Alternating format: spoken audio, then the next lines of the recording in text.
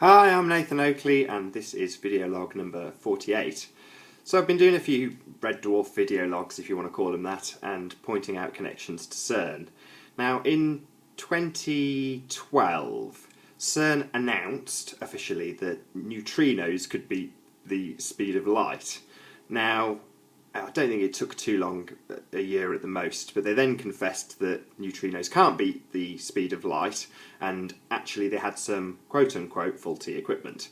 So fast forward 3 years to now, and about 3 or 4 days ago they announced that those experiments which were made void by the discovery of faulty equipment have now been concluded.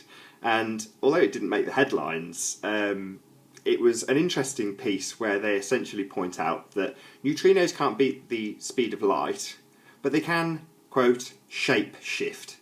So now it would seem that everyone's focused on string theory, and I thoroughly believe all of this has been worked out a long time ago. We have all the maths down, we have everything down, and for the last 20 years minimum, they've been planting these ideas in our minds with shows like, I got it wrong last time when I said dimension jump, but with shows like Quantum Leap.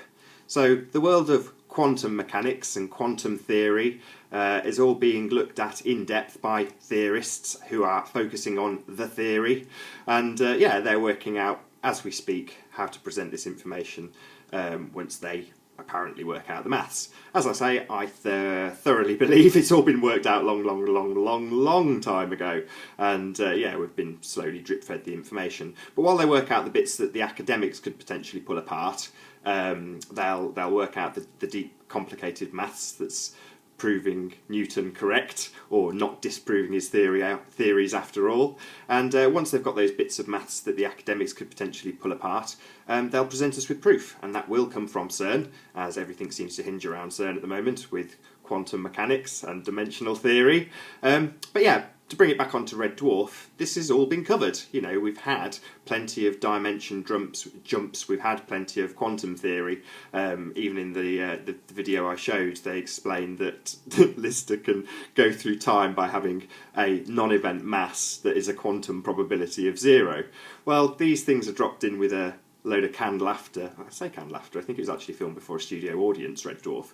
But it's there with a big laugh afterwards, after he gives this great big convoluted explanation. And yeah, that sinks into your mind on a very unconscious level, whilst watching the other slightly more stupid character be wheeled out of an exam on a wheelchair when he fails his astronavigation exam. So it's sort of showing that the layman can't wrap his head round any academia, to the point where he will literally collapse in a heap and be wheeled out at the very same moment as another character's actually having the quantum mechanics of travelling through status, or going 3 million years into the future, explained to him.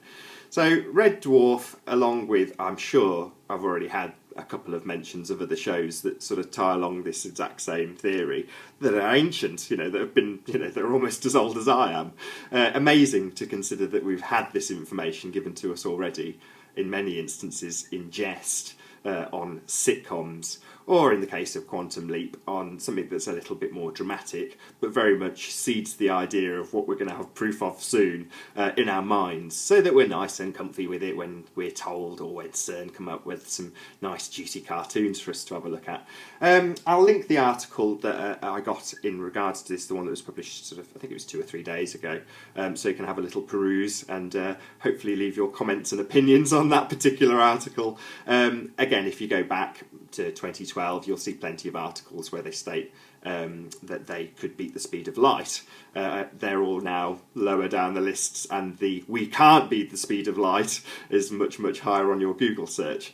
Anyway, it's a fascinating topic.